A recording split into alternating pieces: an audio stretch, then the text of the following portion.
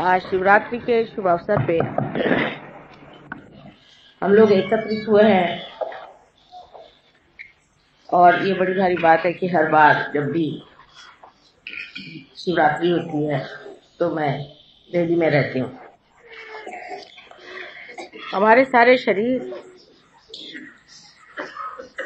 मन, बुद्धि, अहंकार, सारी चीजों में सबसे महत्वपूर्ण चीज है आत्मा, और बाकी सब बाह्य के उसके अवलंबन है। आत्मा में हम अपने पिता प्रभु का प्रतिबिंब देखते हैं। कल आपको आत्मा के बारे में मैंने बताया था। वही आत्मा शिव स्वरूप है। शिव माने जो बदलता नहीं, जो अवतरित नहीं होता, जो अपने स्थान में पूरी तरह से जमा रहता है, जो अचल, अटूट, अनंत,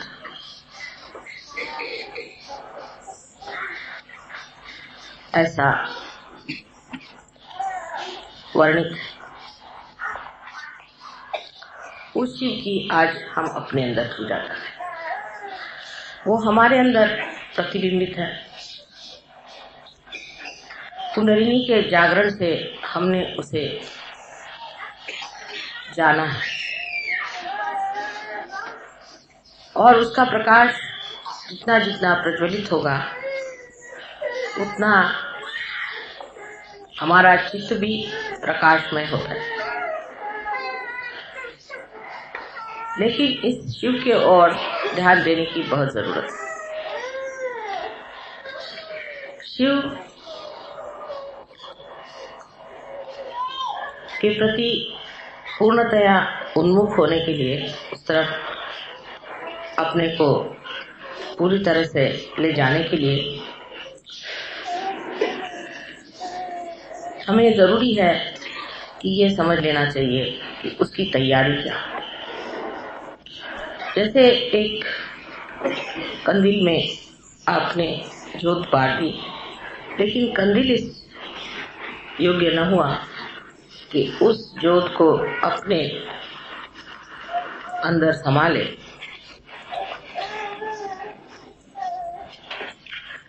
तो यह सब व्यर्थ है। ये सब कुछ व्यर्थ हो जाएगा, ये सारा कार्य व्यर्थ हो जाएगा। वो चीज जो हम झेल ही नहीं सकेंगे, अगर हमारे अंदर आकर गुजर गई तो इसके दोषी हम हो जाएंगे।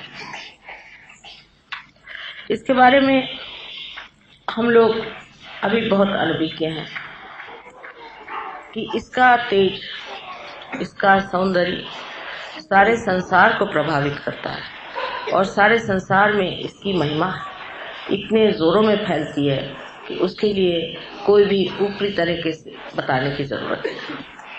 अंदर ही अंदर इसकी लौ बढ़ती है। बस उस लौ को जीवित रखने के लिए सबसे पहली चीज है कि हम अपने कुंडलिनी को नीचे नहीं गिरने दें। कुंडलिनी इसलिए नीचे गिरती है क्योंकि हमारे अंदर बहुत से पुराने विचार, पुरानी कंडीशनिंग, और इसलिए भी गिरती है कि हम फ्यूचरिस्टिक होते हैं। जैसे हम अपने दिल्ली का विचार करें तो दिल्ली में कुछ लोग तो बहुत पुराने विचार के, पुराने व्यवस्था के अनुसार रहते रहे। उनके अंदर ऐसी ऐसी भावनाएं बनी हुई हैं कि जिनको निकालना भी बहुत मुश्किल है, क्योंकि वो धर्म के ही नाम पर ये सब चीजें सीखे कि यही धर्म है, इसी में रहना चाहिए, यही सत्य है, यही सब कुछ हमें परमात्मा की ओर ले जाए।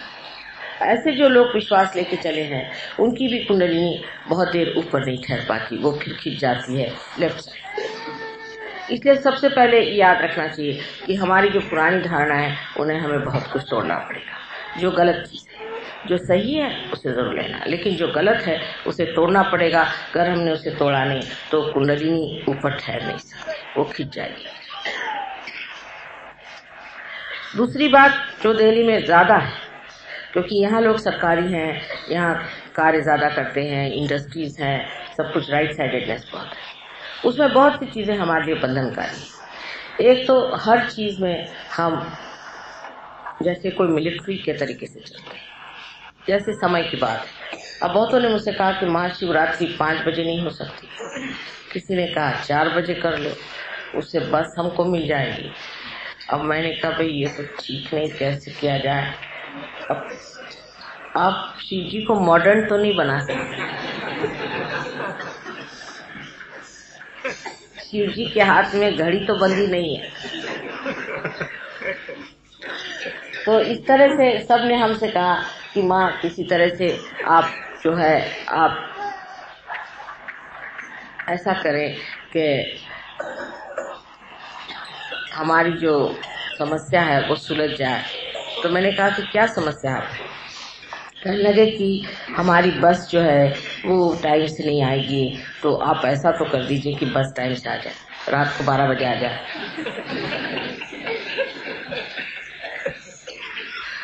इस तरह के अनेक प्रश्न इस तरह की बातें, ये बहुत उछली बात है, बहुत उछली। आपने अभी तक किया ही क्या है धर्म के लिए? शिव को प्राप्त करने के लिए पार्वती जी ने कितने वर्षों तक तप किया था। पार्वती जी ने, जो स्वयं साक्षात आदिशक्ति। आपने कौन सा तप किया, कौन सी मेहनत उठाई? एक रात की चलो सही जागरण ही हो जाए शिव जी के नाम पर। आपने ऐसा कौन सा त्याग किया है शिव जी के नाम पर, या कौन सी विशेष आपने कार्य प्रणाली ली है कि जिससे आप चाहते हैं कि शिवरात्रि भी बदल जाए? जो चीज अटूट है उसको दिन में कैसे माना जाएगा, ये मेरी समझ में नहीं आ रहा था। तो मैंने कहा किसी तरह से सो जाए, तब तो कोई जगाएगा नहीं शिव जी। लेकिन समझने की बात है कि हम लोग इतने उछले ढंग से परमात्मा को जानने की कोशिश करते हैं। ये बड़ी गहन चीज है, आपको पार तो करा दिया। जैसे बड़े बड़े कुछ पहुंचे हुए लोग हमसे मिले तो हमसे कहने, माँ आपने इनको क्यों पार करा? हमको तो हजारों वर्ष लगे, मेहनत की, कितने जन्मों से हमने मेहनत की, तब के हमें वाइब्रेशन फूटे और आपने इनको ऐसे ही पार करा दिया। ऐसा क्यों किया? हमने कहा भाई समय आ गया है, ऐसा समय है इस वक्त बहुतों को पार कर।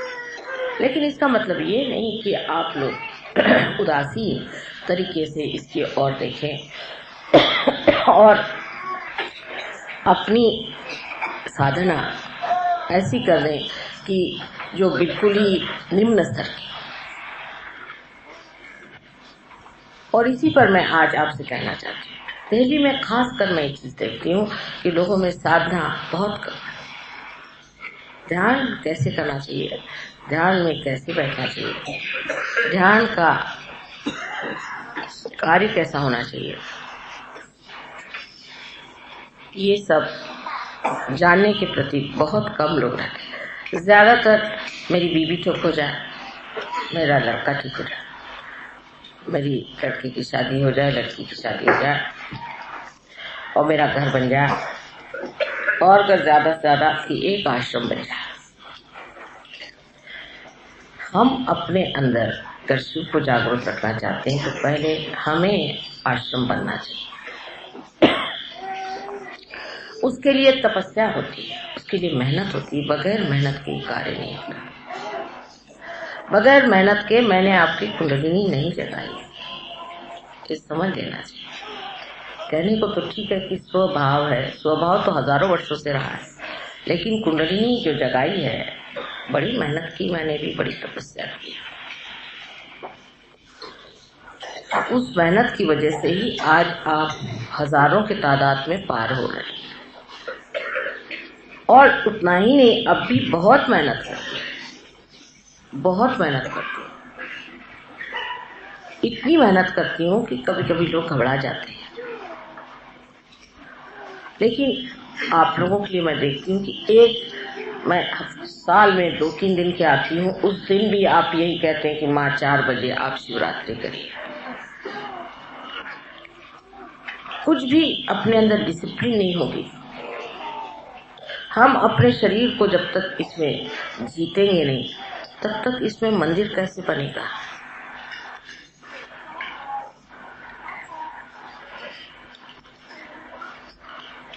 सहयोग उतने लोगों के लिए नहीं, गहनता इसमें चाहिए, और गहनता ऐसी चाहिए कि गंभीरता से, ठहरेपन से रोज आपको ध्यान करना चाहिए। रोज हमें टाइम नहीं मिलता। किसी ने कहा माँ संडे के दिन न करिए शिवरात्रि, क्योंकि सिनेमा होता है तो बहुत कम लोग आएंगे। मैंने कहा बहुत अच्छा, जो लोग सिनेमा की वजह से नहीं आएंगे वो बड़े अच्छा होगा हमारे भला के। ये सब सुन करके कभी कभी मुझे लगता है कि सहयोग जो आज सबके सम्मुख खड़ा हुआ है, उसकी कोई कीमत लोगों ने की है या नहीं की। जब तक आप इसकी कीमत नहीं करेंगे, तब तक ये कार्य निष्पन्न नहीं होगा और ये बात बनने नहीं वाली। हम लोग बहुत बड़ी बड़ी बातें करते हैं कि हमने विश्व धर्म बना दिया और सारे विश्व का उत्थान होने वाला है। आप लोग अपनी आदतें कम से कम बदलें। आज 12 साल से मैं देख रही हूँ कि बहुत कम आदत हम लोग अपनी बदल पाए। हम याद गए थे, वहाँ किसी सज्जन के बारे में किसी ने कहा कि वो तो सहयोगी हैं और अपनी माँ को बहुत सताते हैं, माँ का बिल्कुल ख्याल नहीं करते, उनकी कोई इज्जत नहीं करते, और माँ बेचारी बहुत सीधी सरल औरत है। सुन के मेरा एकदम जी बैठ गया, ये कैसे हो सकता है। कि कितनी बदनामी की बात है कि अगर माँ सहज सरल है और लड़की की माँ है तो लड़के के पे तो माँ का हक होता है। हाँ, लड़की की माँ तो दूसरी बात, पर लड़के की माँ है, उसको तो संभालना ही पड़ेगा, उसको कहाँ फेंक दीजिएगा। और जब वो सहज सरल है तब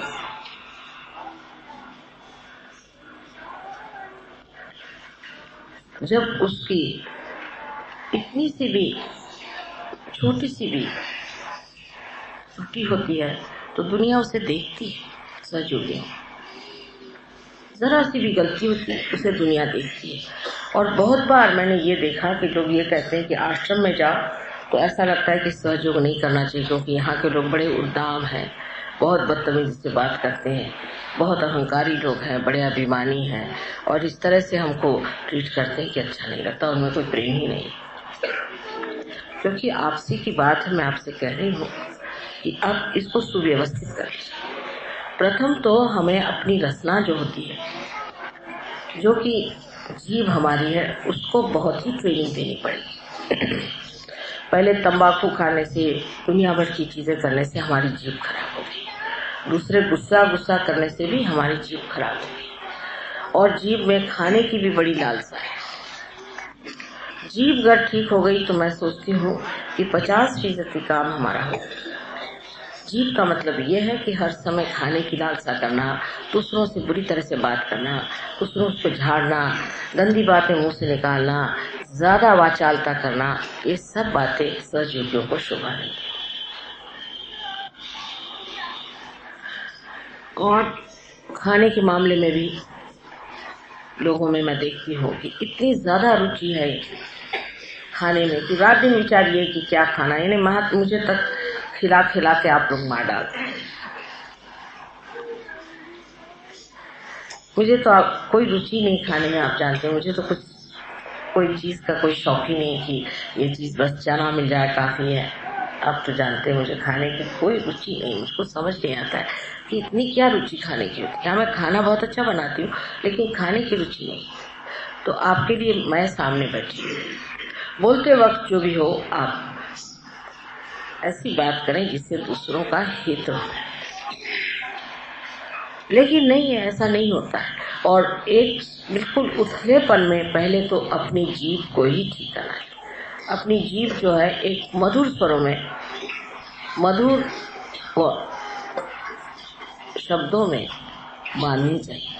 उसका एक तरीका है, आप शीशे में बैठकर अपने से ही मीठी मीठी बातें करें, कोशिश करें। क्या आप अपने से तक मीठी मीठी बातें कर सकते हैं कि अपने से भी गाली गलौज करते हैं? आप पहले अपने को प्यार करना सीखें। फिर टाइम बे टाइम जो आप लोगों में एक बड़ी बीमारी है कि टाइम, अब यहाँ तक कि अब शिवरात्रि का भी टाइम अब मानना पड़ा, तो ये तो हद हो गई भाई। शिव जी के ऊपर में आपकी गवर्नमेंट नहीं चलती। और इसलिए हमको समझ लेना चाहिए कि हम कहाँ तक, कि हम भगवान पर भी टाइम लगा रहे हैं।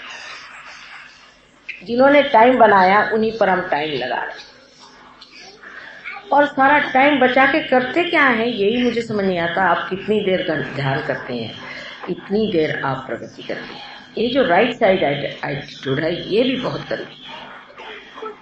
इससे भी आदमी इतना एग्रेसिव हो जाता है कि उसको ये भी नहीं अंदाज रहता कि हम साक्षात परमात्मा से ही झगड़ा लिए।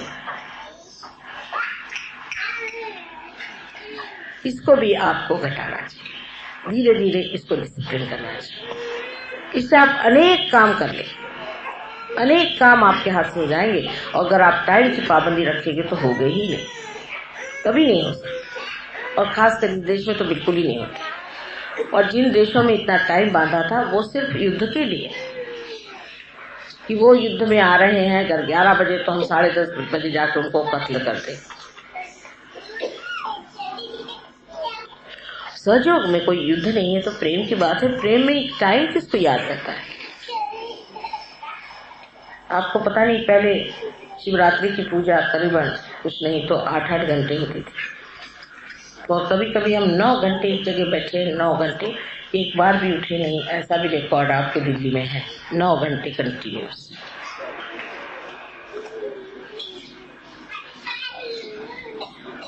इसलिए आपसे मुझे कहना है कि पहले आप समर्थ हो जाइए।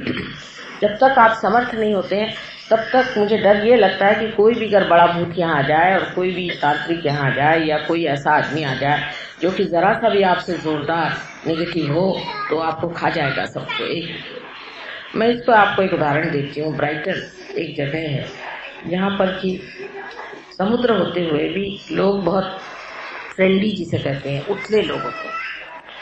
और इसकी वजह से जब ब्राइटन में हमने सेंटर शुरू किया, काफी लोग सहयोगी हो गए। कोई नई चीज आती तो आ गए, लेकिन उथले लोग। वहां पर एक साहब हमारे प्रोग्राम में आए, उनका नाम था कुछ माइकल वाइकल, ऐसी बेकार आदमी थे। और आ करके वो बहुत ज्यादा बोलने लगे कि माँ तुम ये हो और वो हो वो हो। तो हम समझ गए तो भूत आदमी है, बेकार में आए हुए। तो हमने कहा अच्छा आप आइए, हमारे घर पे आइए, हमें मिलिए, अभी यहाँ नहीं, आप शांत रहिए। उसके बाद में वो आए नहीं घर वर पे कुछ। उन्होंने सारे लोगों से जाकर बताया कि देखो माँ मुझे कितना मानती है, मैं कितना शक्तिशाली हूँ कि माँ ने मुझे अपने घर पे और विशेष रूप से मुझे घर पे बुलाया है। तो सब लोग उससे अभिभूत हो, और इस कदर अभिभूत हो गए कि वो दूसरी कोई बात सुनने को ही तैयार। एक वहां पर साहब थे, उन्होंने कहा कि नहीं भाई ये तो कुछ अजीब ही आदमी लगता है, तुम माँ से तो जाके पूछ लो। तो कहले माँ तो अभी इंडिया में है, जब माँ आएगी तब पूछेंगे। वैसे ये है बहुत अच्छा। उसने कहा कि सबको आपस में प्यार करना चाहिए, दुलार करना चाहिए, और खूब आपस में घंटों बातें करें, और इधर उधर की औरतों से दोस्ती और सब शुरू हो गया। और उसको लोग मोहब्बत कहने लगे। करते करते जब हम वापस लौटे तो एकदम से मुझे लगा कि ब्राइटन में हो क्या रहा है, पता करें। तो मैंने खबर करी, वहां पर एक थे, उनको तो वो आए, उनका माँ यहाँ क्या हो रहा है, आदमी आया हुआ है, उसके सब इसमें फंसे हुए। तो मैंने फौरन फोन करके वहां से एक जो लेडी थी जो उनके संचालन करती थी उसको खबर करी कि तुम यहाँ आओ। उनसे मैंने बताया कि ये आदमी एकदम झूठा है, गलत है, और इसके चक्कर में नहीं माँ वो तो प्यार है, वो तो फलाना है। उससे तो हमसे कहा कि माँ का जीवन अब कुछ रहा नहीं है ज्यादा दिन, मैं ही उनकी जगह आया हूँ और सब बातों में विश्वास करती। मैं कहा अच्छा ऐसा कहता है। मैंने कहा बिल्कुल आप इसे छोड़ दीजिए, इसकी कोई जरूरत, अब तो मैं जीवित हूँ आपके सामने, आप मेहरबानी से इसे छोड़ दीजिए और इसको आप पूरी तरह से कह दीजिए कि आप चले जाए। लेकिन वो चक्कर ऐसा चल पड़ा कि उसको छोड़ ना पाए। वो वापस गई तो भी वही चक्कर चलता पड़ा। अंत में फिर तुम तो जानते हो तुम्हारी माँ योग माया है, हमने अपना चक्कर चलाया तो वो एक रात एक औरत को लेकर उन लोगों का सबका सामान उठा करके बांध दिया, तब इनकी खोपड़ी ठीक है। पर अब भी वो जो औरत थी जो उसने सारा ऑर्गेनाइज किया था, इतना महत्व किया था, अब भी वो सहयोग में जम नहीं पाई। अब सहयोग से निकल ही गई। हमने कहा तुम आया ना। तो अगर आप कमजोर हो जाएंगे तो सारे के सारे गिल पकड़ में आ जाएंगे, और आपकी जब तक संवेदना बढ़ेगी नहीं तब तक कैसे होगा। और दिल्ली वालों की संवेदना बड़ी कमजोर है, सबसे कमजोर, सारे सहयोगियों में सबसे कमजोर दिल्ली वालों की संवेदना। उनको कुछ महसूस नहीं होगा, वो कुछ जान ही नहीं पाते कि कौन आदमी अच्छा है बुरा है, किसके वाइब्रेशंस ही नहीं जानते। और कोई भी ऐसा आदमी आ जाए तो उसके चक्कर में आ जाते हैं, और गलत धारणा को ही मान करके उसके चक्कर में आकर के अगर कोई यहाँ पक्का तांत्रिक आ जाए तो आपको तो बेवकूफ बना ले जाए। इसलिए अपनी जो है सत्ता बनानी पड़ेगी, अपनी संपदा बनानी पड़ेगी। इतना ही नहीं, अपनी अवस्था अपनी ही जमानी पड़ेगी, नहीं तो काम नहीं होना। इस चीज पर मैं आपसे इतना ही कहूंगी कि हमसे जितनी मेहनत बनी हमने कर दी है, और अब आपके लिए उचित है कि आप इससे आगे की जो मेहनत है वो करें। अगर आपने अपनी मेहनत नहीं की तो हम आपका सहारा कहाँ पर दे सकते हैं। मुझे कभी कभी बड़ा डर लगता है कि एक साधारण सा मनुष्य जो कि शूद्र सा है, जो कि एकदम से आप समझ सकते हैं कि एकदम शूद्र है, उसी को खोपड़ी बिठा लेते हैं और फिर मुझसे आर्ग्यू भी करते हैं कि नहीं ये आदमी ठीक है। कि कितनी दुखदायी बात है। मुझे आश्चर्य भी होता है और दुख भी लगता है कि कब ये लोग अपनी संवेदना को बढ़ाएंगे। तो आज इस विशेष दिन पर हमें अपने शिव जी को साक्षी रख के कहना है कि हम अपने अंदर इस शक्ति को पूरी तरह से ऐसे संभालेंगे कि हम शक्तिशाली। रोज ध्यान करेंगे, रोज मेहनत करेंगे।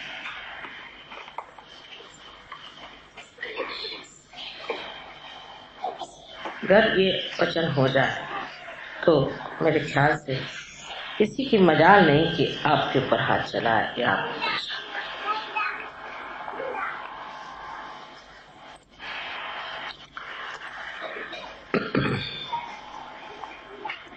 हमारे अंदर जो दोष है वो कोई इतने बड़े नहीं, लेकिन सबसे बड़ा हमारे अंदर जो दोष है वो है इच्छा। जब तक हमारे अंदर शुद्ध इच्छा परमात्मा को पाने की तीव्र न हो जाए तब तक कोई भी नहीं काम कर सकता। हम कुछ भी कहें सब बेकार जाए, हम कुछ भी बोले सब बेकार जाए। सिर्फ तीव्र इच्छा होनी चाहिए, और आदमी को इस तरह से कहना चाहिए कि ये मेरा कर्म नहीं है, ये मेरा जीवन नहीं है, ये मेरा ब्रीद नहीं है, पर एकमेव लक्ष्य ही मेरा ये, और मेरे लिए कुछ नहीं, मैं एकमेव सिवाय आत्मा के सिवाय और मैं कुछ नहीं। ऐसा अपने अंदर आप लोग विचार बांध। मैं जहाँ तक समझा सकती हूँ मैंने आपको समझाया। आशा है आप लोग इसको समझने की पूरी कोशिश।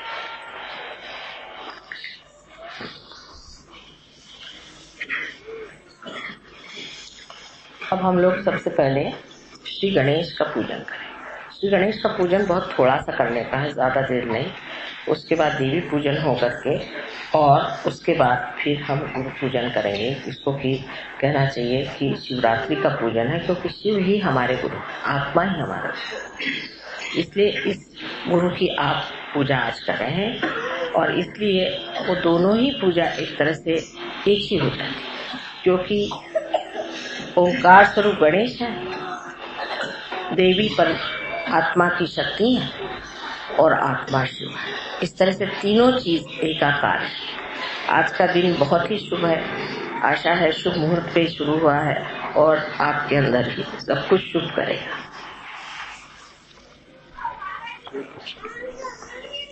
शिव जी के पूजन में सभी चीज गर्म इस्तेमाल होती है अधिकतर, और उसके बाद ठंडाई दी जाती है। वजह यह है कि शिव जो है वो हिम से भी ज्यादा ठंडे हैं और उनको गर्म रखने के लिए उनको सब तरह की गर्म चीजें दी जाती है।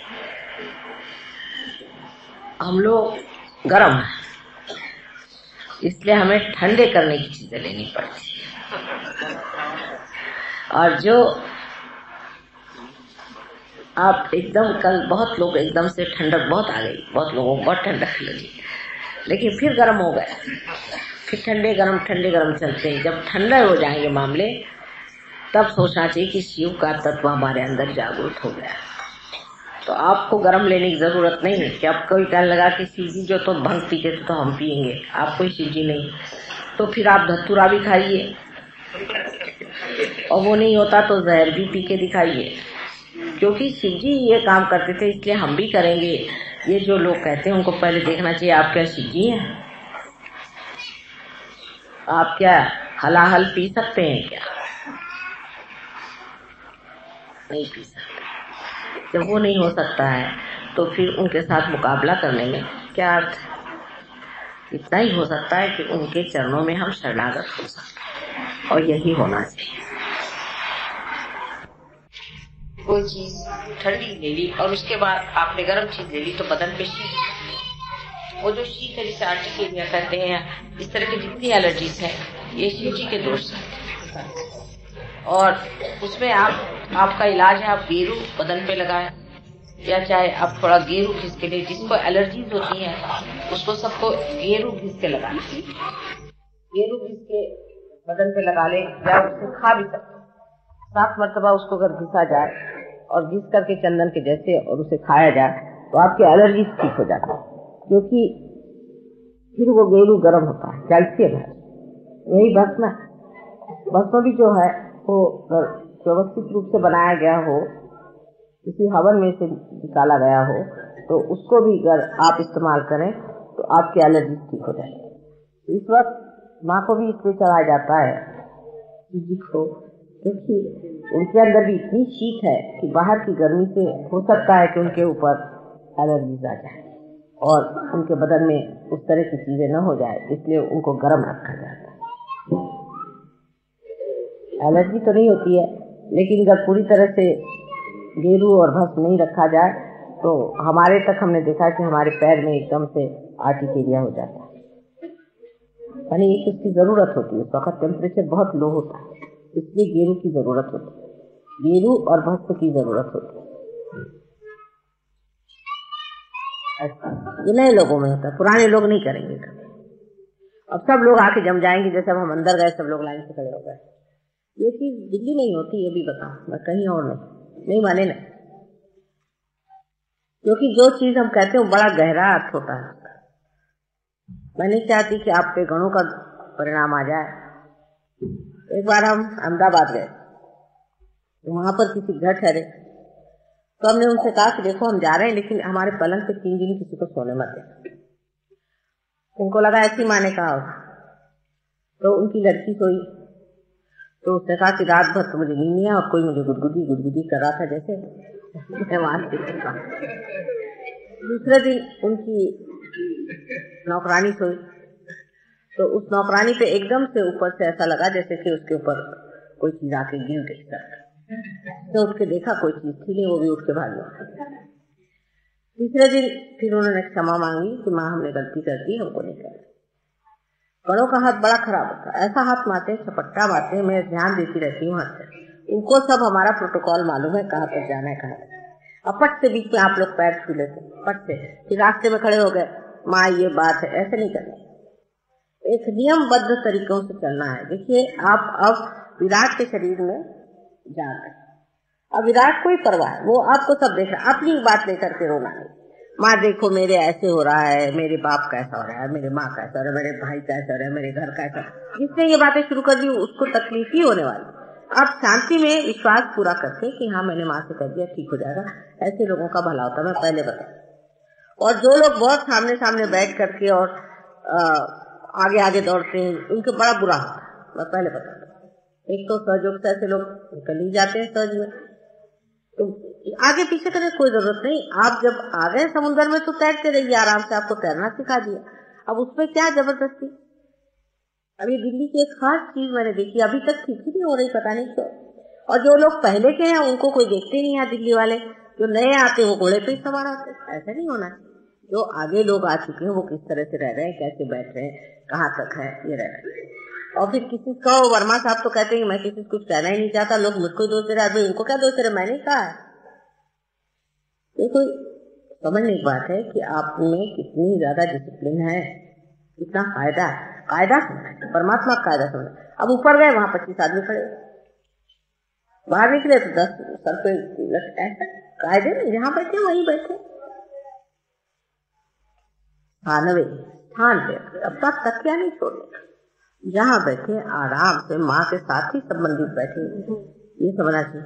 अगर आपका संबंध पूरा बना हुआ है तो कोई जरूरी नहीं दौड़ने, जिसका नहीं बना वही दौड़ता, ये पहली पहचान। जहाँ भी बैठे हैं वहीं से माँ को पा रहे हैं आप, माँ से वहीं से बातचीत हो रही, वहां सब कुछ। आपको मिलने की जरूरत क्या, सामने आने की जरूरत क्या, वहीं बैठने की जरूरत क्या, पैर छूने की जरूरत, कोई जरूरत नहीं। जहाँ बैठे वहीं माँ है, अपने दिल में ही है ना। ये जरा गहराई आनी चाहिए, उससे बड़ा सुशोभित लगता है। अब तो हम देहात में भी जाते हैं, वहां भी लोगों की इसकी समझ है, प्रोटोकॉल है। एक तो उत्तर हिंदुस्तान में धर्म के बारे में, देवताओं के बारे में, गणों के बारे में, गंधर्वों के बारे में कुछ मालूमात ही नहीं। एकदम हम लोग तो एकदम इधर के रहे न उधर के रहे। मुसलमानों को उनके धर्म के बारे में कुछ तो मालूम होगा, हमको तो वो भी मालूम नहीं है। कुछ तो जानना चाहिए ना कि क्या चीज है, गण क्या होते हैं। अम्मा एक फूल दे दो हमको। अब ये फूल जितने भी होते हैं ये सब मेरे सराहने इस बात रखने पड़ते हैं, क्योंकि गणों का अधिकार है। अगर आपने फूल ले लिया तो गण आपको कुछ न कुछ चून करेंगे, फिर मुझे मत कहना। इसलिए माँ मुझे बिंदी लगा दी, मैं कोई पुजारी थोड़ी बैठी आपको सबको बिंदी लगा दी। अगर किसी का आज्ञा मैंने घुमा दिया तो माँ अपना भी माथा लेकर के सामने खड़े। बचपन जहाँ बैठे हैं वहीं पाने की एक अपनी सिद्धता, अपनी एक ताकत, अपनी एक समझ बना लेना चाहिए। कहीं भी आप रहे हमारा चित्त तो वहां लगा, कहीं भी आप रहे, लेकिन पहले हमसे कनेक्शन तो पूरा जम जाए। कहीं भी कोई हमें बताने की जरूरत नहीं, कुछ हमें सब के बारे में सब कुछ मालूम रहे, लेकिन अगर आपसे हमारा कनेक्शन नहीं है तो बेकार। पहले अपना कनेक्शन जोड़िए। इससे जो नए लोग होते हैं ज्यादा दौड़ते। पुरानों को देखिए ये कैसे जगह बैठे, इनको नहीं, माँ चली गई ऊपर बैठे जहाँ पे तहाँ पे ध्यान कर, है ना। अब आज से समझना चाहिए कि जो भी बात कही जाती मानना चाहिए। अगर वर्मा साहब कोई बात है उसका बुरा मानना मतलब बिल्कुल पागलपन मेरे साथ। वो तो मैं ही सब कहती हूँ जो वो कहते हैं, वो कोई अपने मन से थोड़ी बेचारे कहते हैं।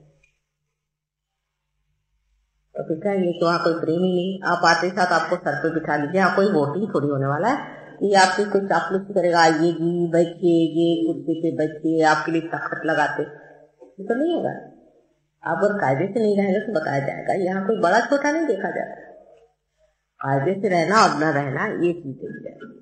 कौन कायदे से है, कोई कायदे से नहीं है, वो बताया जाता है ये कायदा। तो फिर अगर परमात्मा के साम्राज्य में आए तो वहां का कायदा भी समझना चाहिए। और सबसे ज्यादा उसी जगह मदद होती जहाँ लोग नम्रता पूर्वक सर्व स्वीकार्य करते। अगर आप शक्ति को स्वीकार ही नहीं करेगा तो शक्ति कार्य कैसे करेगी, सीधा है। यहाँ पर बहुत से लोग ऐसे हैं जो पुराने हैं, जो जानते हैं तो जो क्या है, आप उसको प्यार से समझिए बात क्या है। जैसे एक नवीन अनुभव आया है, इस पर अगर जमना है उस नवीनता को अपने ही मन से। बहुत से लोग चलते हैं, उन्होंने कहा कि अपने ही मन से कोई साहब भाषण देने खड़े हुए, अपने ही मन से ऐसे नहीं करना। तो ये कि जो अब वर्मा साहब है, समझ लीजिए, अगर हमको हम उन्हें यहाँ का लीडर मानते हैं, अब समझ लीजिए, तो हम सबसे संबंध नहीं कर सकते ना। हम तो सिर्फ वर्मा साहब से कर सकते हैं, या कोई भी जो आदमी होगा एक ही से तो कर सकते हैं। अब उसी को हर बार परेशान करना ये कोई सहयोग नहीं। सहयोग में लीडर को बिल्कुल नहीं चैलेंज किया जाता, और जो करते हैं वो गिर जाते, क्योंकि हम लीडर को जानते हैं ये कितने गहरे पानी।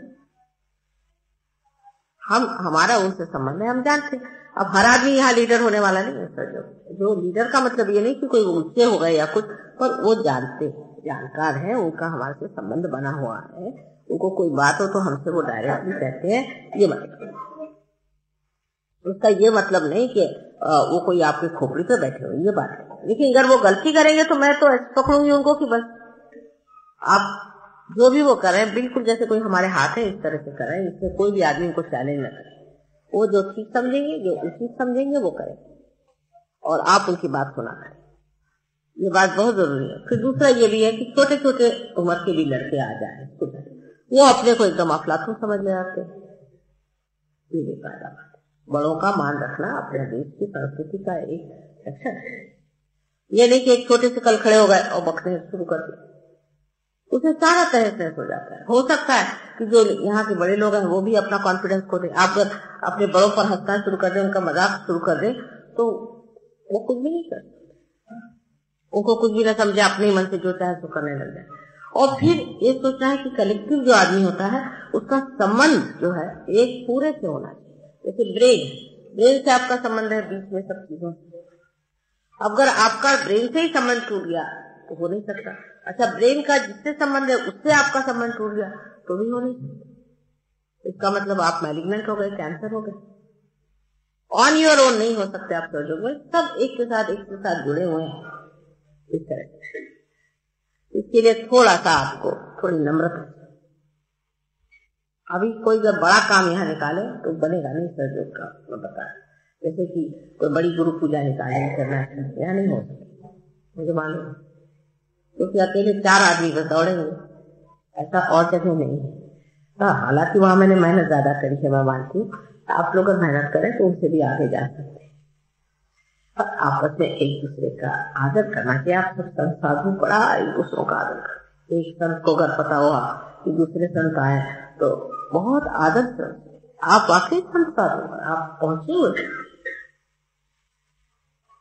आपको उसी तरह से रहना चाहिए, उसी शान से रहना चाहिए जिस संत है। बोलते ज्यादा नहीं है, किसी पे आक्रमण नहीं करते, जहाँ बैठे वहीं आराम, अपना तकिया तक तो छोड़ते, अगर जंगल में कहीं बैठे तो वहीं बैठे रहेंगे और सेवा में तत्पर होना है।